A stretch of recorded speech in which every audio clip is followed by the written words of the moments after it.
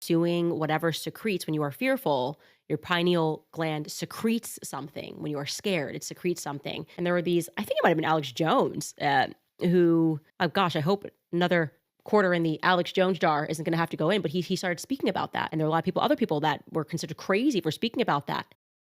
It's surprising to see that a YouTuber or podcaster can actually be sued by a sitting president or a president's spouse in Europe for something they said online. That's what's happening right now with Candace Owens. Brigitte Macron, the wife of French President Emmanuel Macron, is suing Candace for spreading false claims about her gender and her marriage. The lawsuit accuses Candace of defamation and spreading lies through her podcast and YouTube series. At first, Candace said she was ready to fight the case and take it to trial, but later she tried to get it dismissed. On her show, she explained that she had done her own research and talked to many people, including a French journalist named Xavier Parn. She also mentioned a book he had written that inspired some of her claims. Interestingly, this journalist is not being sued, even though Candace used his work as a reference. Meanwhile, in Paris, 10 other people are facing criminal charges for posting things online about Brigitte Macron. It's fascinating how different French laws are compared to those in the United States. In France, saying something false or even expressing an opinion that's seen as harmful can get you into legal trouble. You can even face prison time up to 2 years for certain kinds of online statements. In America, however, things work differently. The Founding Fathers built the country on the principle of free speech. People came to the U.S. to escape government control over speech and religion.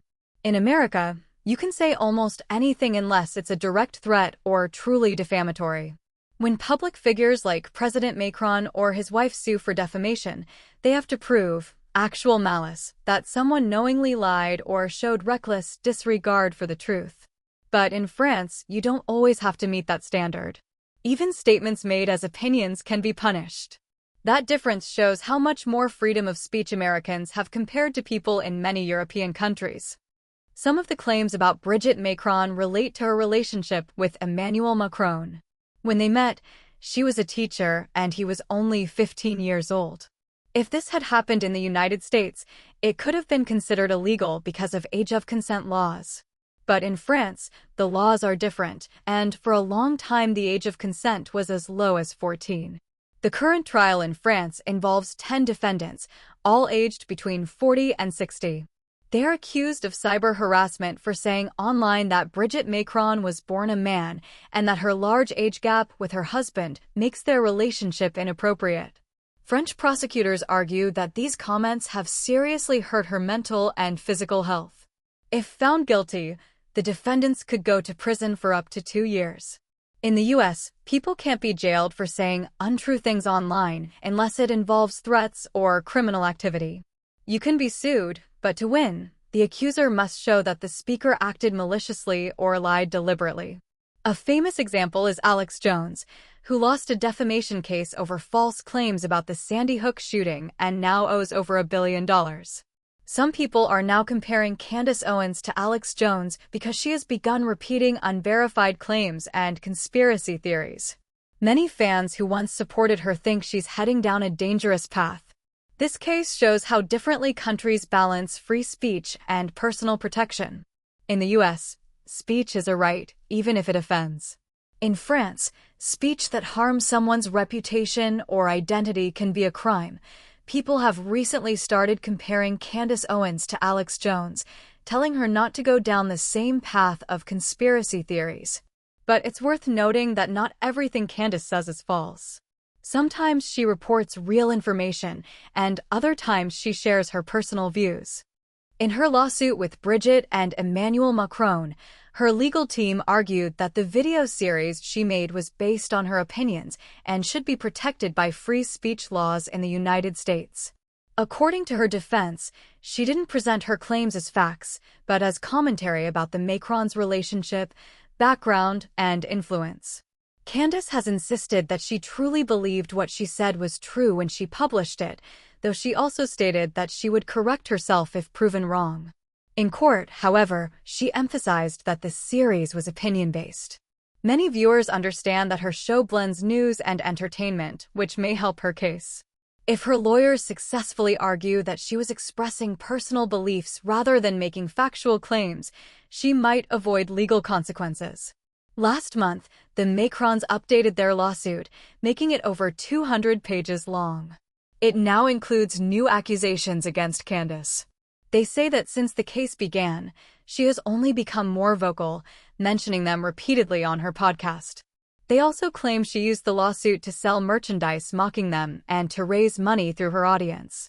The complaint mentions that in one episode, she made bizarre claims connecting Brigitte Macron to the Stanford prison experiment and even implied the couple was somehow involved in a conspiracy to distract her from investigating the death of political activist Charlie Kirk.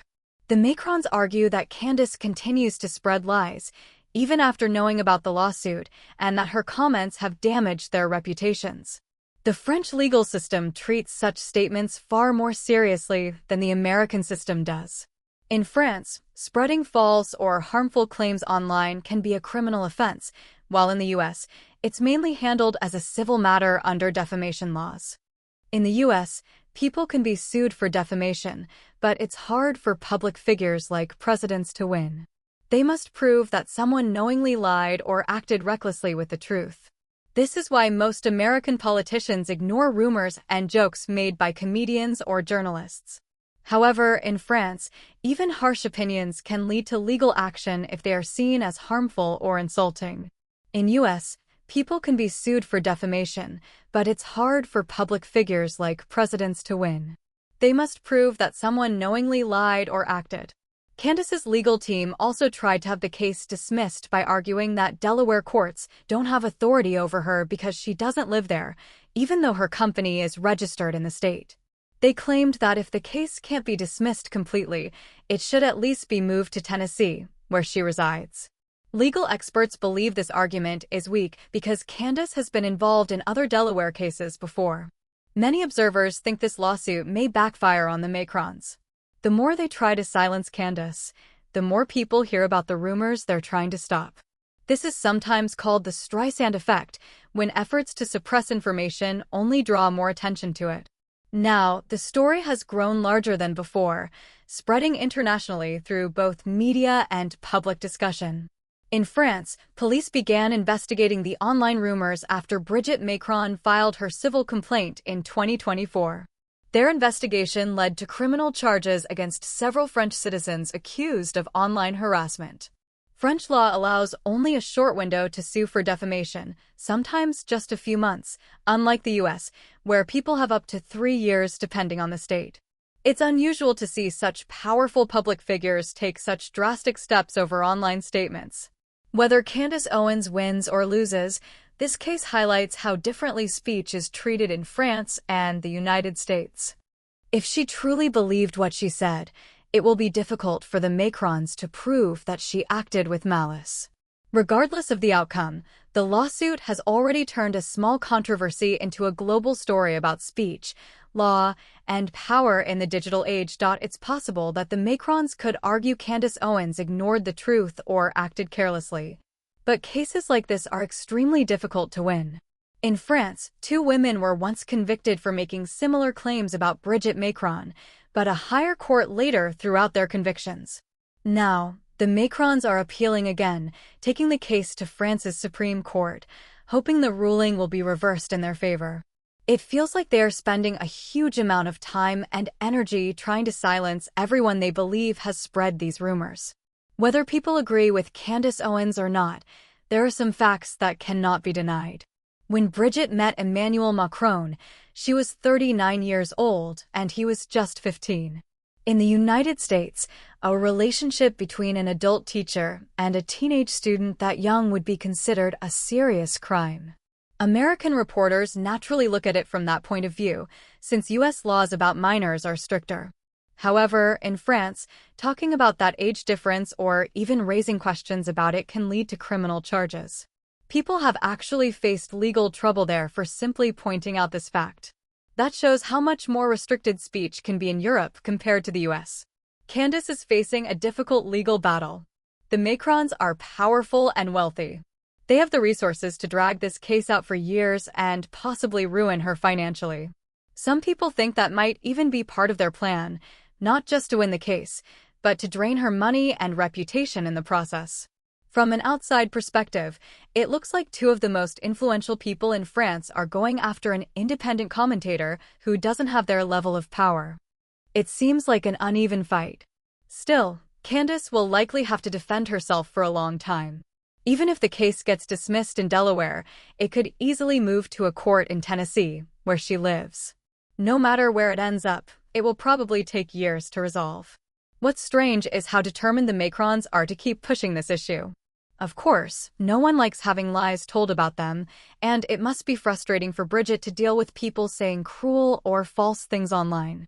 But as public figures, they face far more serious issues than internet rumors. You would think the President and First Lady of France would have more important things to focus on than YouTube videos and podcasts. Candace is fortunate that she lives in the United States. If she were in France, there's a good chance she might face criminal prosecution instead of just a lawsuit. The difference between how each country treats speech is striking. In the US, opinions are protected unless they involve threats or deliberate lies. In France, words alone can lead to police investigations and even prison time.